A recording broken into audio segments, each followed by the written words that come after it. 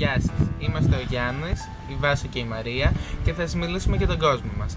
Όχι για τον κόσμο που ζούμε εμείς, αλλά για τον κόσμο που ζούμε όλοι μας. Θα σας μιλήσουμε για την παγκόσμια κρίση του 2015, τη βία και τις μορφές που εκδηλώνεται, για την οικονομική κρίση που επικρατεί στην Ελλάδα τα τελευταία 5 χρόνια.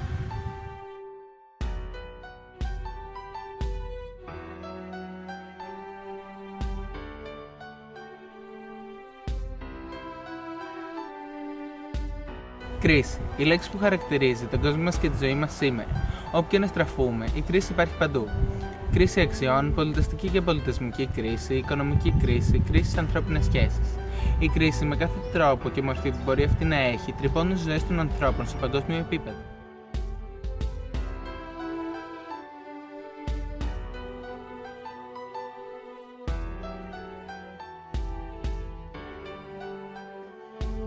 Άνθρωποι στους δρόμους πεινάνε και άλλοι πετάνε το φαγητό τους γιατί δεν τους αρέσει. Αυτό είναι κρίση.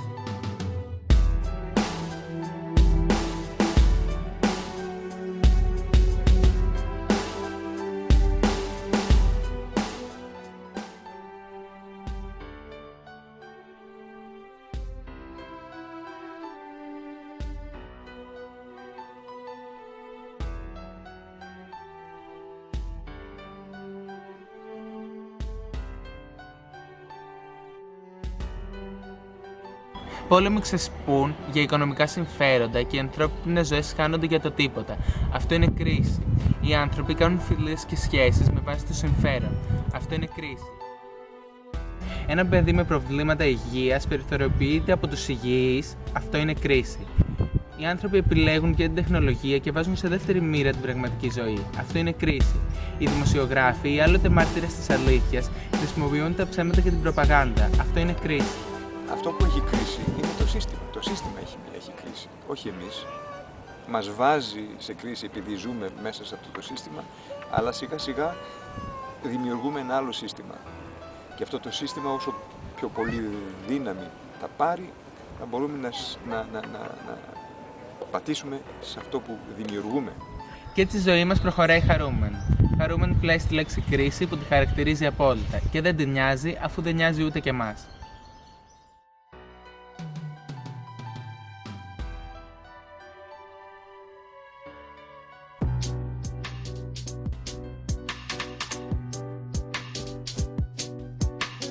Η βία είναι ένα από τα συχνότερα φαινόμενα της εποχής μας. Οι άνθρωποι την έχουν κάνει πλέον μέρος της ζωής τους και πορεύονται με αυτή.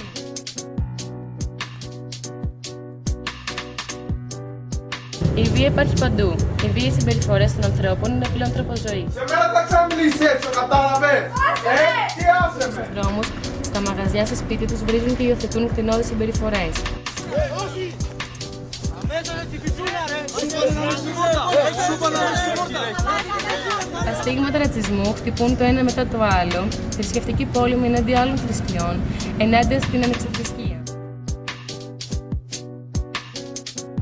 Τριτοκοσμικές χώρες που ο άντρας αφέντης έχει μόνο δικαιώματα και η υπόλοιπη οικογένεια μόνο ευθύνες. Τριτοκοσμικά κράτη που οι γυναίκες απαγορεύεται ακόμα και να μιλάνε. Ομοφοβικά σχόλια, λεκτική βία απέναντι σε διάφορες και διαφορετικές κοινωνικές ομάδες. Άρρωστοι, φορείς του AIDS, ομοφυλόφιλοι, άνθρωποι με κινητικές ή μαθησιακές δυσκολίες, γυναίκες που μεγαλώνουν μόνοι τους παιδιά. Άνθρωποι διαφορετικοί συναντούν τη βία, λεκτική και σωματική, ξανά και ξανά μέσα στην καθημερινότητά τους.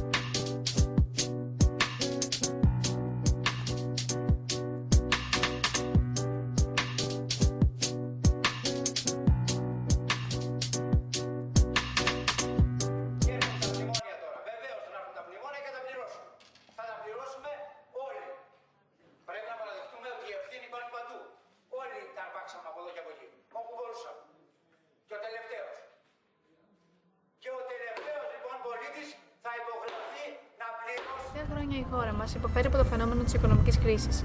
Δεν πρόκειται βέβαια για κάτι πρωτοφανές, καθώς η Ελλάδα είναι μια χώρα που πάντα στηριζόταν σε κάποιες οικονομικές δυσχέρειες. Από το 2010 όμως, το φαινόμενο αυτό έχει γίνει ιδιαίτερα εμφανές σε όλο το σπίτι των Ελλήνων πλουσίων και φτωχών. Βλέποντας το πόθερες και του κυρίου Βεριζέλου, το κοντράρετε άνετα τον πλουσιότερο πολιτικό. Στις καταθέσεις τουλάχιστον, ποιος έχει περισσότερο? Ο κ. Βενιζέλος. Ομάδα του Κοινοβουλίου, κοινοβουλευτικές διαδικασίες και κομματικοί μηχανισμοί, σύμμαχοι εταίροι, δρούν στο προσκήνιο και στο παρασκήνιο. με πουλί ξενιτεμένο. Έχω πείσμα και γερό το στομάχι, σαν τον Παύλο με την καλπική λύρα. Την αγάπη που έχω δώσει δεν πήρα, έτσι το θέλησε η μοίρα. Εκατοντάδες πολίτες μπροστά στις τηλεοράσεις τους αναμένουν το επόμενο χτύπημα, το επόμενο μνημόνιο. Το βήμα αυτό που θα πάρουν οι ανώτεροι με αποτέλεσμα να ενισχύσουν το άσχημο βιωτικό επίπεδο της χώρας μας. Πρέπει να μπω στο χώρο, είναι να σταθώ στα πόδια μου. Μετά από τόσα χτυπήματα, έχω ξεχάσει τα βήματα. Μα δεν με παίρνει να πω, δεν μπορώ. Εκατοντάδες πολίτες ρωτούν γιατί. Γιατί να διανέμουν τα δουλεμένα χρήματά τους. Γιατί να μπορούν να καλύψουν τις βασικές ανάγκες των οικογενειών τους. Χιλιάδες τραπέζες παραμένουν κλειστές και αυτές που ανοίγουν θα τουν όρια στις αναλήψεις των μισθών.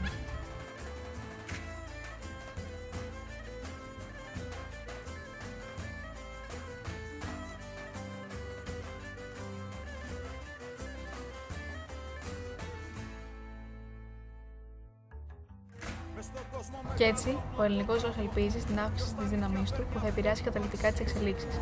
Βεβαίως, αρκετοί παράγοντες φρόντισαν ώστε να παραμείνει, όπως όλα δείχνουν υπό, για αρκετό καιρό ακόμα. Και ποιος ξέρει αν θα έρθει ξανά αυτή η χώρα στην επιφάνεια. Μετά από τόσα χτυπήματα, έχω ξεχάσει τα βήματα. Μα δεν με παίρνει να πω, δεν μπορώ. Πρέπει να μπω στο χώρο. Ο ελληνικός λαός χειραγωγείται έμεσα από κρυφά κέντρα εξουσίας και μη. Ο πολίτης όμως είναι αυτός που μπορεί να λειτουργήσει ως αξιολοθετής και να φέρει στην επιφάνεια όλη τη βρωμιά και τα κρυμμένα μυστικά της εξουσίας που ταλανίζουν πλήθος οικογενειών. Εμείς όμως, οι απλοί πολίτες, αφήσαμε να υποδουλώσουν εμάς και το ρόλο μας στην κοινωνία. Έτσι επιτρέπουμε στα διάφορα συμφέροντά τους να εξυπηρετούνται.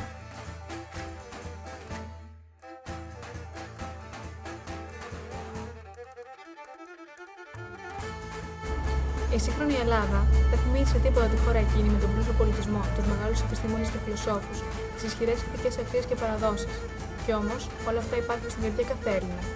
Όσο φτωχή και αν είναι αυτή η χώρα οικονομικά, ο πλούτος της, όσο αφορά τον πολιτισμό και την ιστορία της, είναι ανεκτήμητος. Η Ελλάδα στηρίζεται στη διαφορετικότητα.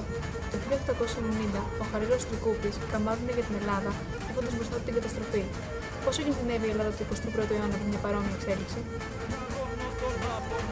Ποιος τα αλήθεια παίρνει αυτό που το αξίζει. Δεν το θέλω μα μου βγαίνει παράπονο, γιατί η ρόδα δεν γυρίζει. Άγρε να σταθώ στα πόδια μου, μετά από τόσα χτυπήματα. Έχω ξεχάσει τα βήματα. Μα δεν με παίρνει να πω, δεν μπορώ. Πρέπει να μπω στο χώρο. Άγρε να σταθώ στα πόδια μου, μετά από τόσα χτυπήματα. Έχω ξεχάσει τα βήματα. Μα δεν με παίρνει να πω, δεν μπορώ. Πρέπει να πω στο χώρο.